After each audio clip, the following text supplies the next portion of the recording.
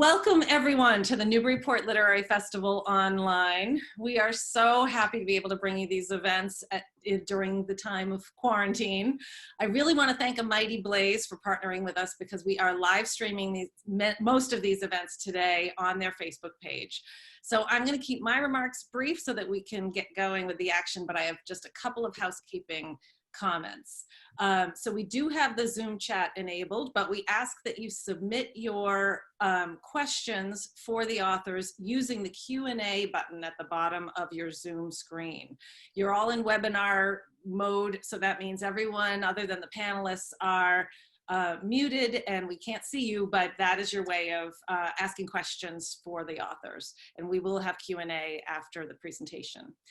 And also, please note that in the chat window, I just put a message about 2 independent bookstores. We'd love to encourage you to buy your books through the indies. They really need your support right now.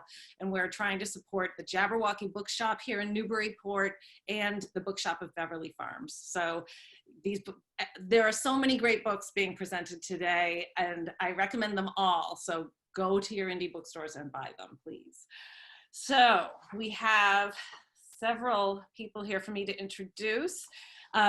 First of all, we have our moderator is Myfanwy Collins. She lives in Newburyport. She has published a novel, Echolocation, a collection of her short fiction, I Am Holding Your Hand, and a YA novel, The Book of Laney. We also have Kate McQuade. She is the author of the short story collection, Tell Me Who We Were, and the novel, Two Harbors. Her honors include fellowships and scholarships from the MacDowell Colony, the Sewanee Writers Conference, the Women's International Study Center, and Yaddo. She teaches at Phillips Academy, Andover, where she lives on campus with her husband and 3 children. And last but not least, Peter Orner is the author of 6 books, most recently Maggie Brown and Others, a New York Times notable book and an Oprah Magazine Best Book of 2019. He's a 2-time winner of the Pushcart Prize. His stories and essays have been published in the Paris Review, the New Yorker, the New York Times, and Atlantic Monthly. He holds a Dartmouth professorship of English and creative writing at Dartmouth College and lives with his family in Norwich, Vermont, where he is the member of the Volunteer Fire Department. So, Myth, I'm going to hand it over to you. Thank you so much, Jen. You're really good at this. I think you might have a second career on your hands. I know you already have like several careers, but thank you very much. That was awesome. Thank you to Kate and Peter for sharing their time with us. Thank you to Jen and Vicki and everyone at the Newburyport Literary Festival for keeping the events going despite these challenging times. And from the bottom of my heart, thank you for all of you for making time for the written word today. So a few seconds about how this is going to work today. I've asked each of the authors to prepare a 5 to 7 minute reading. Then I'm going to ask some questions and we'll talk back and forth, and then we're going to open it up to your questions. So as we were getting prepared, Kate stepped up to be the first reader. So Kate, if you wouldn't mind, could you please read your piece right now? Yeah. First, thank you so much for having me. It's really exciting to be here in this square with you all. I'm going to read from the beginning of one of the stories in Tell Me Who We Were, which is the story collection that came out this past summer. And I'm a jump right in reader, so I'm just going to go for it, but I'll look forward to talking about where this fits in with the rest of the stories later with you and Peter. This is called Helen in Texarkana. Claire has been dreaming of crows. Shiny black rumbles in the back of her brain, dark feathers twitching against her skull. They've been keening every night outside her bedroom window, the same rhythmic caw again and again, and she's beginning to think she almost understands it, their guttural back of the mouth language. Sometimes she rolls it in her own mouth just to have a say in the matter, quietly, into her pillow so she doesn't wake the baby. The words feel foreign and sticky, caw, like toffee on her tongue. She wants to suck on the sounds, hard enough to hurt them. Dark, winging thoughts. Not the thoughts of a mother, she thinks, then unthinks it. Meanwhile, the baby is speaking French again. This is the 3rd time in a month. When it first happened, Claire thought it was a fluke, a funny story, one to share with her husband over dinner. "Ah, demain," the baby kept calling from her crib. "Ah, demain," pointing her chubby fingers toward the window. Claire remembered the phrase from 8th grade Intro to French. "Ah, demain, see you tomorrow." But in the mouth of her 1-year-old, it sounded so close to animal, animal, that Claire thought the baby was just pointing at the crows. They had already begun to cluster in the neighborhood, though spring was still raw then, had scarcely cracked the ice. At dinner, all her husband said was, "Now you're putting words in her mouth too?" The baby loved the crows. Back then, even Claire could muster up an appreciation. If nothing else, they carried with them an eerie beauty. On the power lines, they settled and grew still, folded their wings, spaced themselves evenly in rows like bright black pearls. Claire would hold the baby, and together they would press their hands against the window glass, point and echo each other's words. Crow, animal, yes. Fly away, yes. Their fingerprints left gauzy patterns, pointillist blurs that reminded Claire of the paintings she had made once before her studio became a nursery. She was often tempted to leave them there, these ghost hands marking the glass like small, breathy spirits pressing in from the outside. But her husband polished them away, and after a while, the crows migrated from the power lines to the roof, where their talons scuttle and tap invisibly. Dashes and dots, a code she can't interpret. The town has sent notices. We are aware of the issue. The crows are attracted to vermin. This street has not adhered to county waste management protocols. Are you sure you haven't brought this on yourself? Claire is not sure. Most things feel like she's brought them on herself. The emptiness in her bed, the craggy scar on her stomach. The baby chips a tooth, a stumble, a chair leg, and she feels the neighbors side-eyeing her at the swing set, looking for bruises, thinking, what kind of a mother? The baby's head is scabby with cradle cap, and every person Claire meets knows just what she's doing wrong. The nannies at library circle, the grocery bagger, even the crusty grandmother with dementia at the park, all of them full of wisdom and correction. Even the French. This is another fluency she lacks, which embarrasses her since she was an artist, perhaps in her finest moments, an intellectual, before she was a mother. Her husband, a professor of ancient Greek, has no such lack. He can translate 6 languages and has published in all of them. In the hospital, he spent most of Claire's labor exchanging French jokes, which went literally over Claire's head, with the obstetrician who was from Marseille. If he wanted to, he could speak French to the baby at will, without hesitation, and with a perfect accent. Perhaps this is why Claire finds a secret comfort in this. The baby refuses to speak French to her father, to anyone else, only to Claire. The second time it happened was a week ago. The baby was in her high chair eating grapes, whole, chokeable grapes Claire hadn't cut in half because already she could see a certain worn path within the landscape of this new life, always cutting things in half, and it was becoming clear to her that what was at stake was only partially her sanity. It was also about her child becoming a child of the world, a world where any number of dangers lurked around sudden corners, the wall socket's black eye, the hungry mouths of staircases, plastic bags, bottles, boredom, the sudden corners themselves. And how would her daughter survive if she didn't end it somewhere, didn't stop this trickling down of danger, hidden deaths, even in this, a mere grape? Plus, her husband had just left her. Plus, all the knives were dirty, and who knew if she could wash another knife without cutting something? So, whole grapes. It was a fragile morning, spring having recently split Ohio to a tender yellow-green. Sun coming through the window made slippery patterns of light on the kitchen table. The breast milk in the baby's cup would look the same if Claire reached out and spilled it. That's what she was thinking about, light that seemed milky and cruel when she heard the sound. Guttural, a foreign threat, like a marble skittering or a crow. Claire felt something soar into her throat as she looked up, the baby's dark eyes bugging, the clenched fear of her tiny lips. And she was moving before she told herself to move. She was pounding on the baby's back, trying to lift her, all of this without thinking. But the straps were fastened and the buckles were complicated. So Claire lifted the whole thing into her arms instead.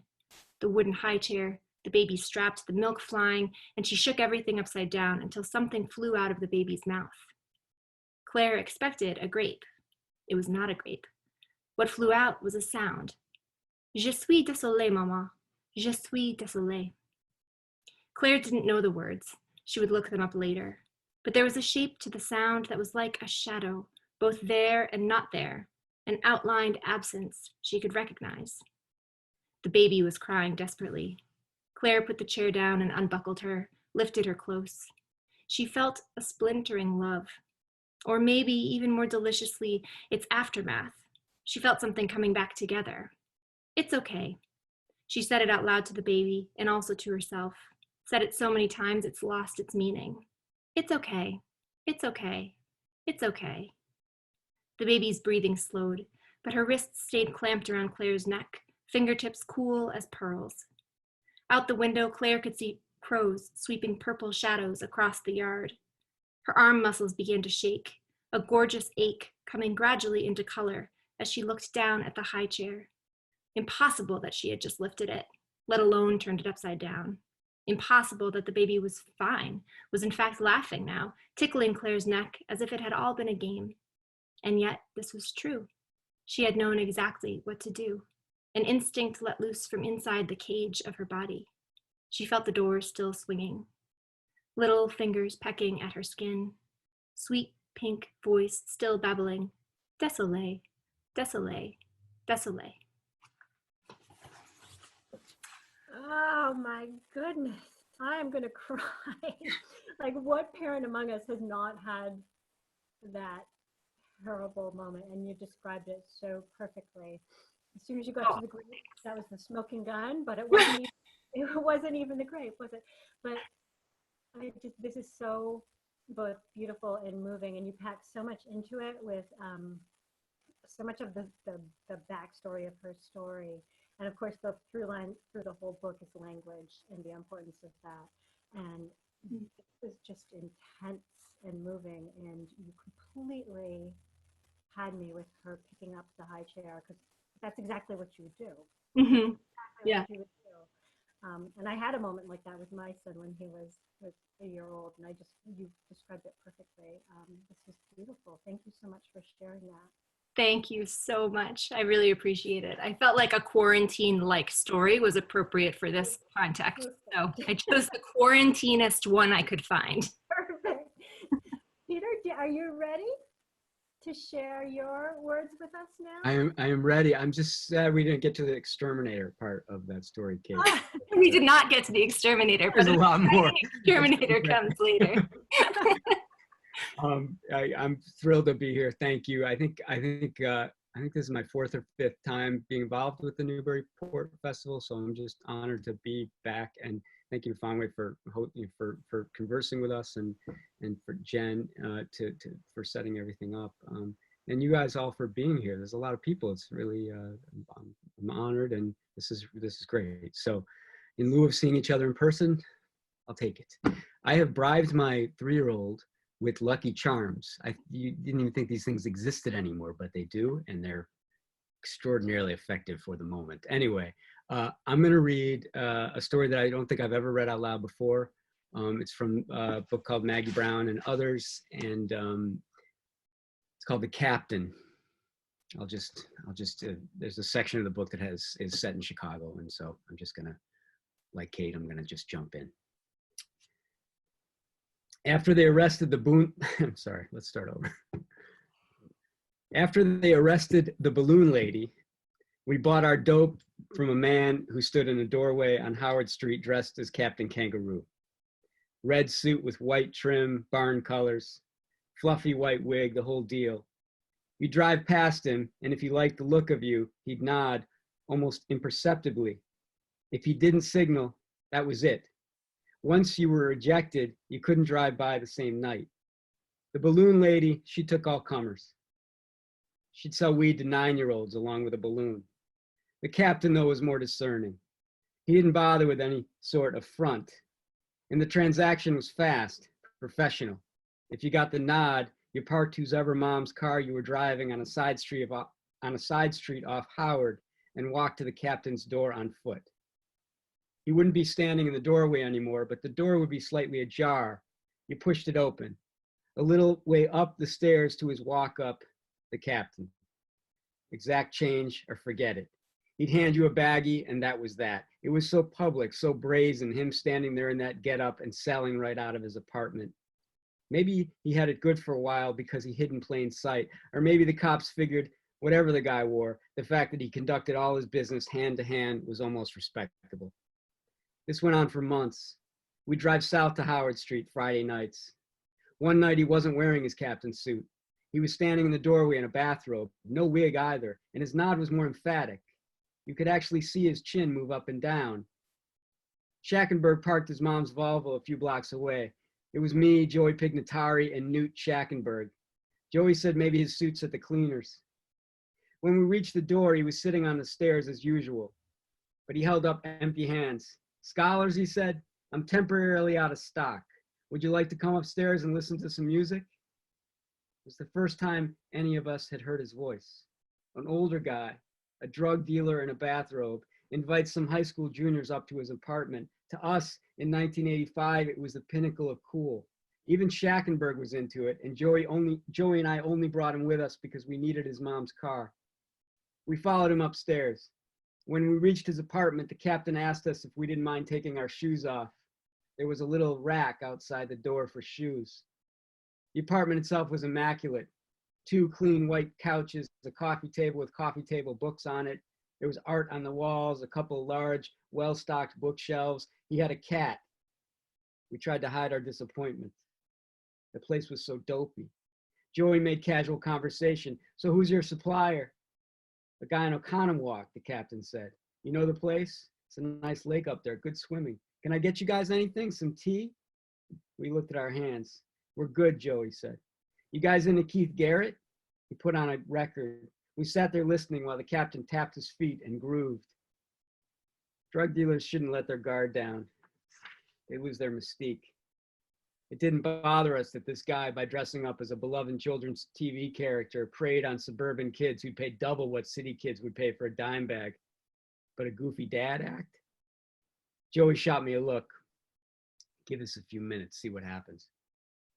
When the music was over, the captain went over to one of his bookshelves and pulled out a book. "Listen to this," he said. "Listen to this, it'll blow your minds."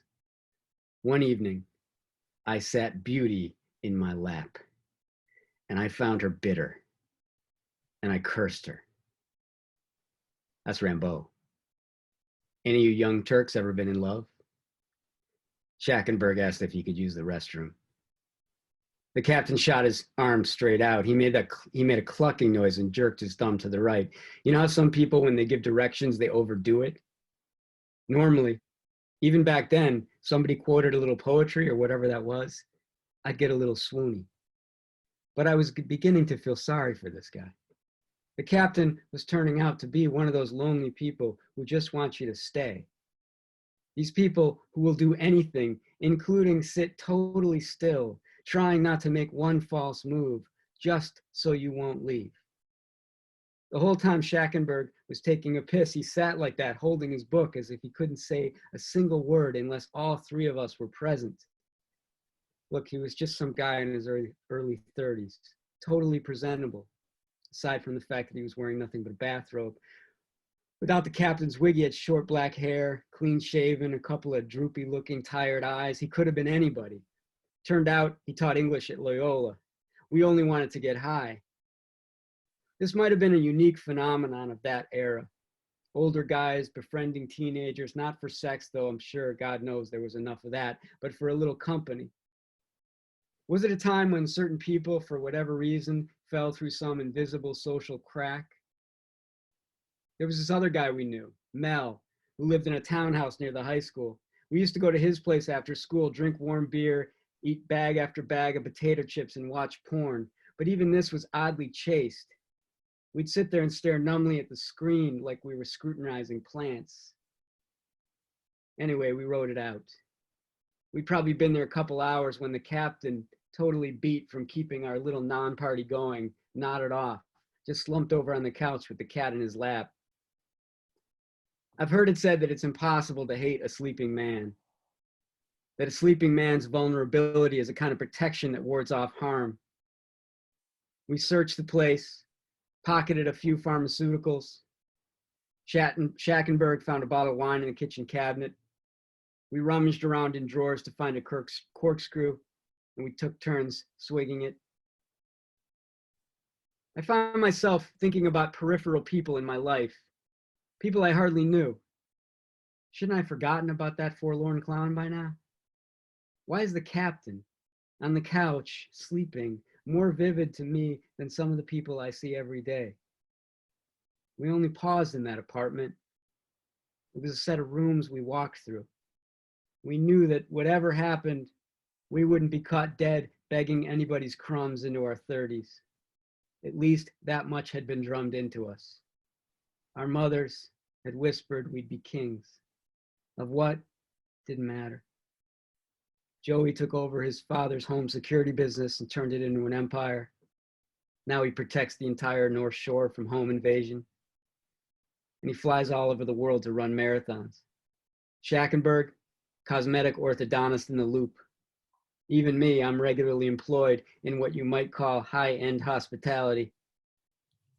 We went and got our shoes off that rack, put them on, and went back into the apartment. On a signal from Joey, Schackenberg and I kicked him once each, hard in the groin. I took a crack at the cat, missed. The cat yawned, and we took off down the stairs into what's become the rest of our lives. Whew, that was amazing. Again, you both have brought me to tears already, so I don't know what the rest of this is going to be like. I mean, that was hilarious and poignant, and then the brutality of it at the end. The first line that made me laugh out loud was how they were surprised that he had a cat, because that's just like absolutely hilarious. And then the mundanity of his existence. They're expecting him to be this cool, drug dealer guy, and he's just trying to find some human connection. And what he gets in the end is kicked in the nuts. And but his cat knows the truth. That was beautiful. Thank you so much for sharing that with us, Peter. Thank you. I loved hearing it in your accent too. It like brought it to a whole another level of life for me. Thank you. So now that we've heard both of your different ways of telling a story, I thought we'd jump into first talking about form. So in preparation for our talk today, I dragged out my dog-eared copy of Frank O'Connor's The Lonely Voice, a study of short story. And in that, he says, in his introduction, he says, and I'm changing the pronouns for this because this is an old book, so I changed it today. So if you go and look it up and you're like, you misquoted, well, I'm just letting you know I changed it. For the story writer, there's no such thing as essential form, because their frame of reference can never be the totality of human life. They must be forever selecting the point at which they can approach it. And each selection they make contains the possibility of a new form. This quote in particular put me in mind of both of your books, Maggie Brown and Tell Me Who We Were. Because you both do something a little different in terms of form in regards to both your stories and your collections as a whole. The typical short story collection is, maybe has kind of a through line, but it's not as connected. Like the stories have been written in different times and places than what you two have accomplished. So Peter, I felt like you played with form in that you have like several beehives of flash fiction, and then they're all kind of circling around this queen bee of the novella. And Kate, you take the collective experience of womanhood shaped around trauma and create like this one kind of narrative out of it. So in terms of that, let's talk about the form of your books. Was it intentional, or is this just how the book wanted to be written? Either one of you can start. I'll go ahead and start. I wish I could say that it was intentional, but form is a funny thing because I never really know when I start writing what form something's going to take. I don't know how long it's going to be. It could be 3 pages. It could be 30. It could be a novel. And I think form often is determined by life circumstances for me. I actually started writing this book, which is about these 6 girls who meet at a boarding school in their first story, and they have this shared traumatic experience. And then, sort of similar to the story that Peter read, there's this kind of we that shoots off into the future, into separate individual futures from this shared we point back in time. And I wanted to write a novel. I wrote that we story pretty early. It was the second story that I wrote, but I thought it was the first part of a novel.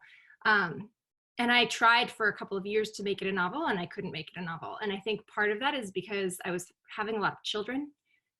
It turns out that takes a lot of time. And it's hard to keep your head in like the world of a novel, but I could keep my head a little bit at a time in the world of a story. And so ultimately, when I started to realize I was kind of writing, I thought I was writing a disconnected collection of stories for a long time too. And when I realized I was actually writing about this one group of girls, I recognized it was actually the novel that I think I wanted to write from the beginning, in that I don't think I would have ever written a really connected novel knowing that I was trying to write about trauma and the sort of multiplicitous way different people respond to the same trauma. So I knew if I had tried to write that novel, I think I would have been stuck at the same points that stuck me initially, in that I needed to write it in pieces. I needed to fragment a book in order to write the story I wanted to write about trauma, which is that it's not something that has one sort of whole, clean, holistic experience that can be looked at, and a story that can be told in a full sense. So I would love to know how you did that, Peter, because I was noticing the same thing, just in terms of the way we kept circling around many of the same characters in Maggie Brown, but in a way that didn't quite feel like a linked collection. It felt more expansive. So I'm curious about your process too. Similarly, it's hard to, like you say, it's hard to articulate. You know what I mean? I often tell my students, like, it's okay not to be able to explain what you're doing, because you know what I mean? But like you, I have certain, preoccupations, I think, memory probably being the most prominent. So I didn't want to put together a collection that was like directly connected. But like anybody putting a story collection, I wanted the stories to speak to each other. And often that has to do with speaking to them across eras, across generations, across, so I read a story from the 80s, and, the novella takes place in the 70s and has to do with the 50s in part. And, I'm constantly sort of thinking about just, my twin things, memory and loss, and if I have a character, I can usually track what they've lost by thinking about what they remember. And then, and that's sometimes really small things, like in this case, just, some incident with a drug dealer versus, loss of a child, and other stories, things like that. So, but I wanted it to radiate around, like, Myfanwy, you suggested. I mean, there's I like that idea of like kind of a constellation of stories that sort of, echo off each other. And, because we're in Newburyport, or at least virtually, I have to tip my hat to my mentor and old friend, Andre Dubus, who, father, with all love to the Andre III, who is a friend of mine, and I love him very much. But his father was my teacher, and Andre was insistent about writing story collections that weren't necessarily connected by any sort of directness, and I often think about him when I'm putting things together. Great answers, you guys, and my God, he's one of my favorite story writers of all time too. And you do put me in mind of him, Peter. And Kate, when I was reading your book, I was thinking of Alice Munro's Lives of Girls and Women, which is one of my favorites of hers. And she says it's not a novel. She says she's never written a novel. So it's like a novel in stories, but it's like similarly to yours is what I thought of. All right. Whew. You guys are making me emotional. Hey, I just want to call out, Myfanwy, that your audio is a little tricky right now. Mine is? Yeah, can you just be sure to speak into the mic? Yeah, Yep. that was great. Thank you. I will sit closer and I'll stop gesticulating with my hands. All right. So once more to O'Connor, and then I'll put him away. When he turns his lens on his favorite short story of all time, which is also one of mine, James Joyce's The Dead, I'm in complete agreement with him about what makes this story great, and that's the ending. The ending always crushes me no matter how many times I've read it, especially the final few paragraphs. Here's what O'Connor says about the ending. In effect, it's the real story, and everything that has led up to this has simply been an enormously expanded introduction, a series of themes, all of which find their climax in the hotel bedroom. This description feels particularly true to me about the form of the story in general, and in that the endings become the story. What do you think of that idea in terms of your own work? How important are endings? And to follow up on that, what about your story beginnings? Do you end with the beginning you started with? Do you want to take this one first, Peter?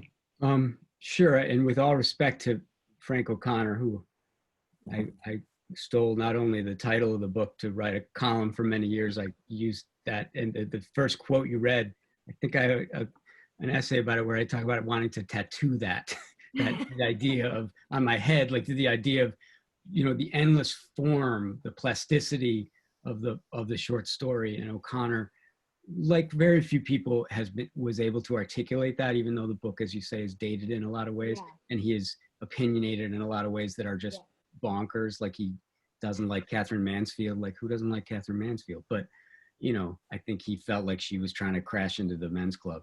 But that said, very few people have written very well about the story, I think, and he's one of them. I think I would disagree a little bit that The Dead hinges on the end. You know that, and I think he probably. I mean, the party, the Miss Morkan party, is so important to where Gabriel finds himself when he finally starts listening to his wife, because she finally starts talking. It's extraordinary. But you needed the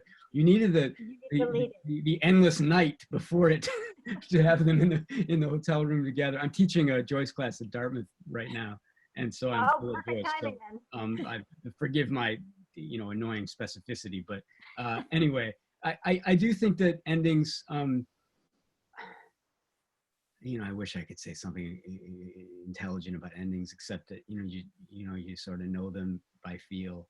Yeah. And I think the important thing, and I would actually slightly criticize the end of The Dead, because there are lines in it he doesn't need. I mean, forgive me, Jane, but there are lines when he sort of gives it to you when all I needed was the snow falling all over Ireland. So I think my theory of endings is don't hand it too much. Even in one of the greatest endings of all time, he edges towards that. So I would say that would be my one thought is err on the side of less, because you might kick it the other way. Don't write past the ending. Mm-hmm. Yes. Mm-hmm. Yeah. I totally agree that when I'm writing, endings are really a feel thing for me. They're not, it's very hard for me to articulate a strategy about endings, and I don't ever know the ending of a story when I'm starting to write it, which is very much counter to advice I've received from many teachers who have said, no, you should be writing towards something. But that is, every time I do that, it's just dead in the water. Right. I do always know the beginning, and which isn't to say that that's the first thing I write, but once I'm writing all of the crap I have to throw away and then I find the voice of the beginning, I think in every story in this book, I knew the beginning when I got there, and then I could, when I got lost, kind of go back and feel it out. What I'm realizing just in talking with you guys and also in reading Peter's book, I really appreciate endings of stories that nod a little bit at the future, that kind of glance at the future and give a little bit of a glimpse as to what about the story that we've read will ultimately haunt the people in it. And I feel like I saw that done to such great effect in a lot of your stories, including the one that you read today, Peter. Just this sense that this one incident, and often it's a very quiet one, and that seems so true to life, that it's the quiet interactions that we have that often seem somewhat meaningless at the time that do end up becoming more meaningful later. That's what I think the ending of a story can do that's different for me than a novel. I feel like when I read a novel, it's not to say that there has to be hard closure at the end of a novel, but I do really feel done when I read a novel for the most part, if it's a story that's really grabbed me. Whereas I think a short story, I know I've loved it as a story if it opens up pretty significantly for me at the end. So I guess for me that means time and memory are always important for me in stories, but something that seems important to me is the sense of, by the end of the story, I should have a better sense of what's going to haunt those characters when they leave that story and when I leave them. I love that. That's perfect. That's what I love about stories, is it's not cut and dry. It's still living. It's still continue living after you're done. I've got to start cutting my questions down, right, Jen? You knew when I came on that I was going to say something, right? I just want to make sure that we get to some of the audience questions. Can I ask one more question? Sure. Okay. So Kate wrote a piece for Time called Snowflake Generation, and in it she talked about how she teaches trauma literature to her students, which I thought was amazing. And she had there's a couple quotes I want to pull from it. One is, literature is neither contagion of nor inoculation against trauma. Literature is practice. And I want my students through these difficult books to practice living. And then in her final paragraph, she has a Tim O'Brien quote, but this too is true. Stories can save us, writes Tim O'Brien in Things They Carry. I hang on tight to that idea year after year on the first day of school, not because these stories will save my students, but because I'm hoping my students will grow up and save the rest of us. So what I'm wondering from the two of you in these challenging times, if you both might speak to this, can stories save us? Can reading stories save us? Can writing them save us? I love that question. And I think the answer is, I think they're the only things that can save us, but also I think in these times, that's what's making it so hard for me as a writer to write, because I feel like it's very hard to get any sense of distance about what I'm trying to write about right now, which is partly because I'm trying to write a post-apocalyptic novel that pre-existed this time. And it turns out this is a terrible time to be doing post-apocalyptic fiction. It's just way too, about an abandoned boarding school of all things, and I live on one. So it's just, it's turning into nonfiction. It's just weird.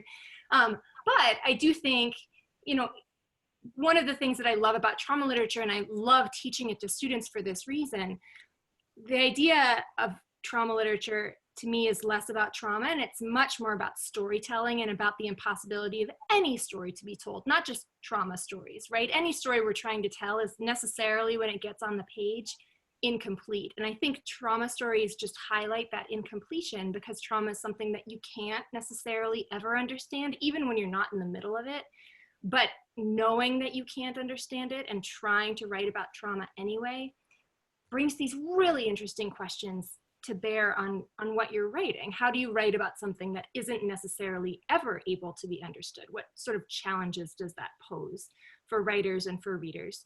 And so I think, part of what I'm grappling with right now is my desire to make meaning of this moment. And I think, and certainly my fiction is edging in this direction, what I actually need to be writing about is how impossible it is to make meaning of this moment, and the fact that that's okay, that we still have to live through it, that we can still find joy in it, and that we might not ultimately understand what it means. And that's not necessarily the point of trying to tell the story that I'm trying to tell right now. Peter? Everything Kate said, especially what you quoted from the article, which sounds just right on. And, working off that Tim O'Brien quote, and I would just say, and this gets heavy a little bit and I'll be brief, but can stories save us? We know this. We know this for sure. We have evidence. Because I happen to be talking about this the other day in my class too, Primo Levi, while he's at Auschwitz, is reciting Dante to keep him grounded as a human being. That's real. And so when I'm trying to tell my students, look, this is not stuff you take because it's somehow a little bit of a break from your from the reality of chemistry or whatever. This is serious. And yes, I don't, I think it's undoubted that stories are going to be the thing that does, as well as other things. We need obviously vaccination. Science helps too. Thanks so much, you guys. I'm going to turn it over to Jen to pull in the attendees' questions. But thank you both for. I had other questions for you, but it's more important for our other guests. Thanks, Smith. So I do see there is one question in the chat. Were your stories published in magazines or journals before being published as collections, and was prior publication helpful? So either of you can. I've got a pretty quick answer, which is because I thought for a long time I was writing a novel, only one of my stories was published before I sold the book. The first story was published. I do think that probably helped. If anything, more than anything else, I think it helped me have faith in what I was writing, and kind of spurned me forward. And then after I sold the book, I did place a couple of other stories at different publications. But I honestly think the vote of confidence in myself was the way it helped me the most. It's such a solitary thing to be writing into a project, especially a project that takes a really long time. This one took 8 years for me from start to finish. So that it helped me in that way, just in knowing people wanted to read what I was writing. Yeah, I would echo that. Just it's talk about feeling lonely. I mean, and so getting a story out in the world in any way, and there's more avenues for that than maybe we've ever had in some ways now. So I encourage always, and I have a very strong habit of rewriting stories completely after they're published and publishing them again. I mean, so it's not as if a story kind of is flat, kind of over after it's published. On the contrary, and there's a lot of other examples of that. So a lot of my stories from this book were published. The novella was not. The novella I kind of kept private, and that was a kind of another part of it, that I wanted part of the book to be something else aside from the ones that I had been public about. So. Okay, how about, do you find yourselves resisting orthodoxy when writing about trauma or helping students to write about trauma? Or standard narratives / meanings for the shared experience, especially when shared by a large number of people?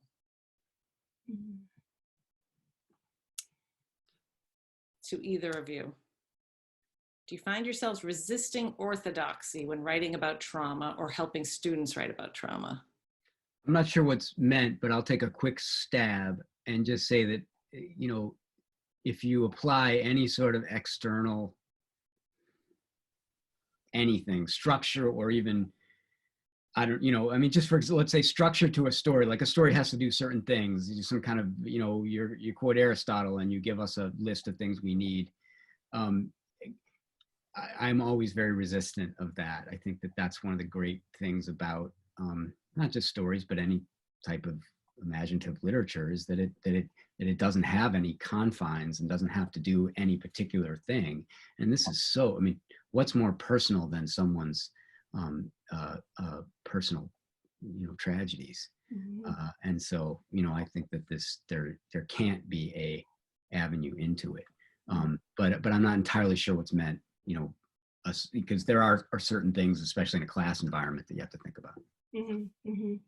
Yeah, I deal with this relatively regularly as a teacher, actually less because I teach trauma literature and more because I teach creative nonfiction writing also.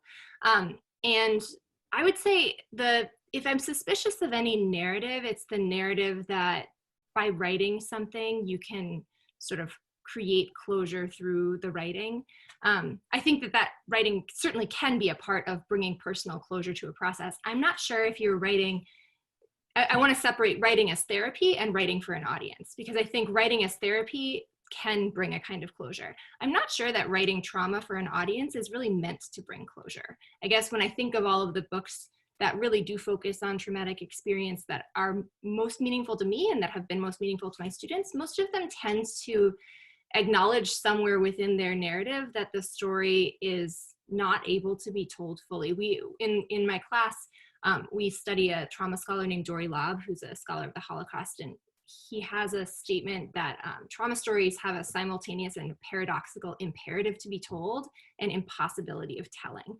And so I think I'm suspicious of any narrative that suggests by sharing this story of trauma, everything's okay, and now we can move past it and let it go. And I think for me as a writer, the idea of moving past something is not very interesting. For me as a liver of the world and as somebody who might want to write therapeutically, that sounds lovely.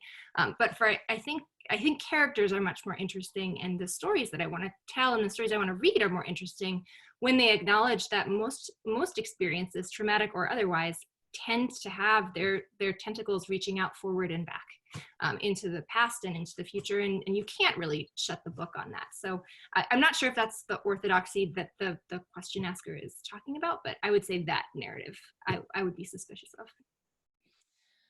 Well, there are more questions, but unfortunately, we are out of time. So I really want to thank our panelists, Myfanwy, Kate, and Peter. Thank you so much for spending your afternoon with us. And to everyone in the audience, thank you very much for supporting the festival. And we still have a few more events this afternoon, so I hope the audience and even the authors will go check out the next few events, and then we have more on Sunday, May 3rd.